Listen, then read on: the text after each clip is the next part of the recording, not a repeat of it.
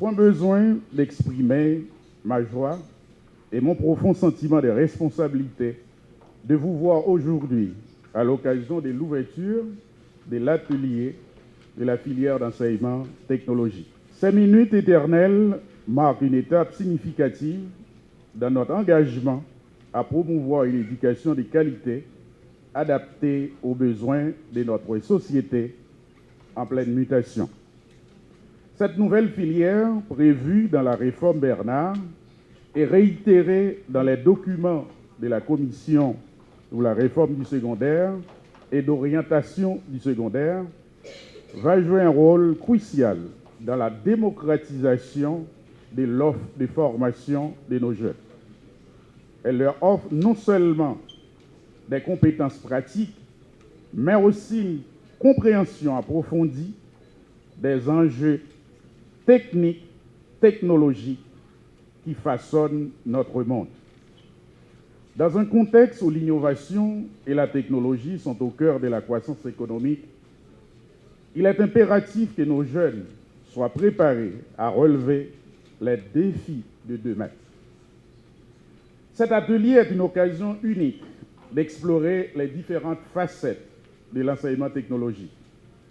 Nous aurons l'opportunité d'échanger des idées, de partager des expériences et de développer des stratégies qui permettront d'enrichir notre approche pédagogique.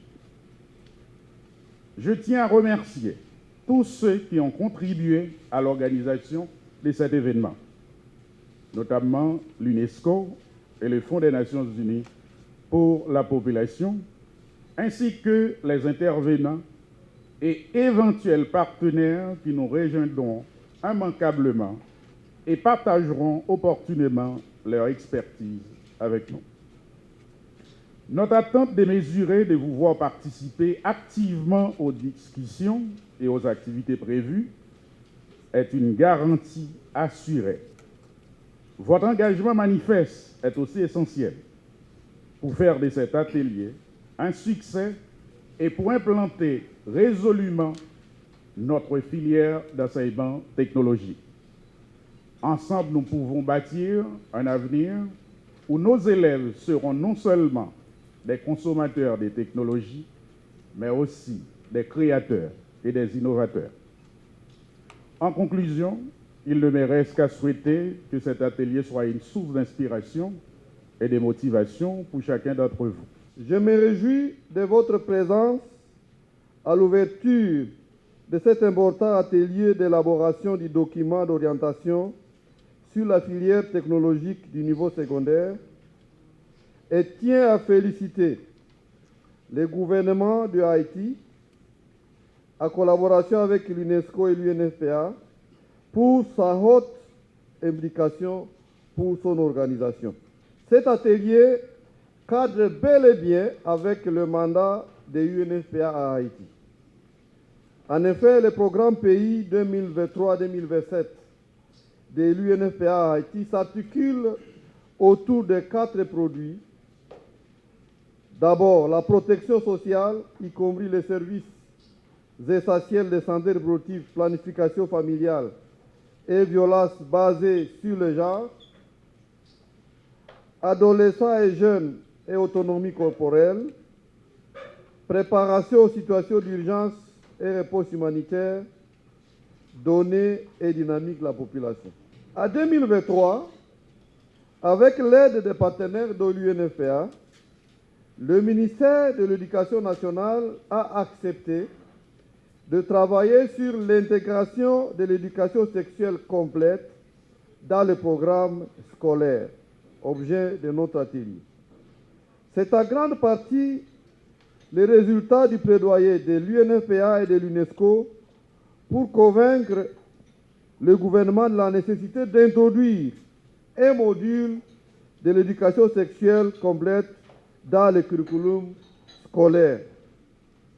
L'orientation du programme scolaire qui amorce la réforme du curriculum est accompagnée par d'autres structures du ministère comme l'offre nationale du partenariat en éducation et le centre de formation des cadres de l'éducation. Des inspecteurs ont été sensibilisés sur l'importance de l'éducation sexuelle. Les capacités nationales ont été renforcées pour la préparation aux situations d'urgence et l'assistance humanitaire en matière de santé sexuelle et reproductive et de prévention et réponse à la violence à l'égard des femmes dans les communautés touchées grâce à la formation des acteurs humanitaires, à la fourniture des kits post-viol, à l'établissement et au renforcement d'espaces sûrs pour les femmes. C'est un honneur pour l'UNESCO d'être partie prenante de cette initiative, car nous sommes convaincus du rôle prépondérant que peut jouer la formation technique dans la transformation économique, le développement de l'innovation et de la créativité, l'insertion professionnelle des jeunes et l'inclusion sociale. La formation technique permet de répondre aux besoins du marché du travail, nous le savons, en formant des professionnels qualifiés dans des secteurs stratégiques tels que l'industrie, l'agriculture, les technologies de l'information, la santé, etc. Ces professionnels qui vont contribuer à accroître la productivité et la compétitivité des entreprises et qui favorisent la croissance économique. Sur le plan de l'insertion professionnelle également, la formation technologique est un atout précieux pour le pays. Concernant le contexte spécifique d'Haïti caractérisé par une population jeune, avec près de 54% de citoyens âgés de moins de 25 ans, la formation technique revêt une importance capitale. La structure démographique du pays offre une opportunité unique pour l'insertion sociale et économique des jeunes.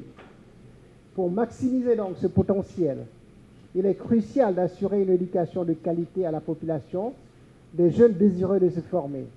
Ce potentiel démographique est immense, mais de nombreux défis demeurent. Le manque d'emploi, bien entendu, la violence et les conflits limitant les opportunités, les inégalités persistantes en termes d'accès à l'éducation, d'égalité des genres et de revenus, et dans le domaine éducatif, le faible taux de scolarisation, l'absence de programmes spécifiques et la faiblesse du financement public consacré au secteur éducatif.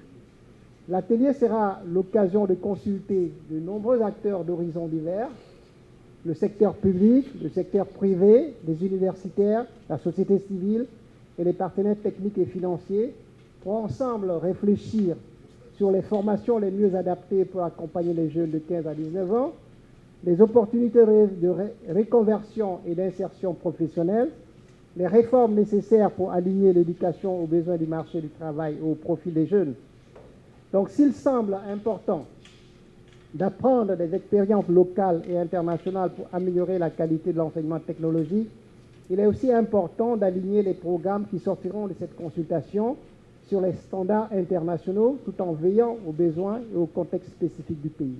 La société haïtienne, depuis déjà une trentaine d'années, s'engage dans un mouvement parfois illisible, incompréhensible de mutation.